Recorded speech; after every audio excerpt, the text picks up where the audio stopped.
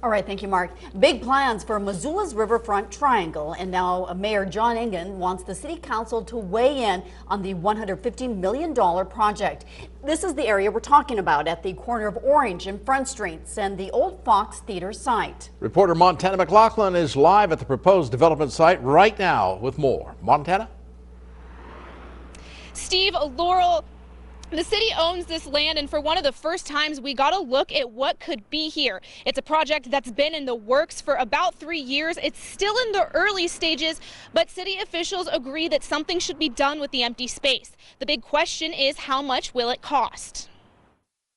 It's 9 acres of open land, and for the last 20 years, no one has been able to decide what to do with it. This space is empty right now, but the lot that you can see behind me is the space the city might build a conference center on in the next couple of years. There's no figure on how much the project might cost, but city officials say it could be tens of millions of dollars. And that money will come from downtown property owners. If you own a $200,000 house in the University District or Lower Rattlesnake, this project won't impact you at all. Part of it will be publicly funded and part privately owned. In the retail office, medical office. The feasibility study surveyed hundreds of people in the region. A consultant said many saw a need for a structure like this in downtown. The proposed building would include hotel, office, retail, residential, restaurant, conference, and even parking space. Consultants compared Missoula's plan to similar projects across the region. All used tax dollars to build and run part of the project, but the study says almost none broke even. Projects like this often don't make a profit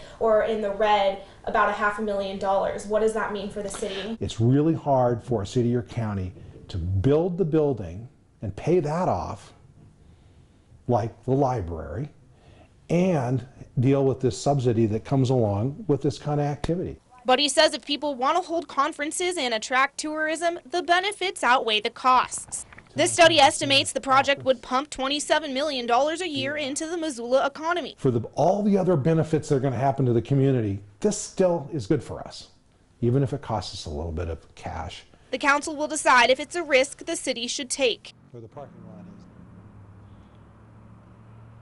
is. There's still a long way to go, but this says they're over part of the planning process. They also say Missoula residents can expect to see more discussion about the project at city council meeting in months to come, where one of the will be the environmental and eco-friendliness of the building. All right, thank you, Montana. Medical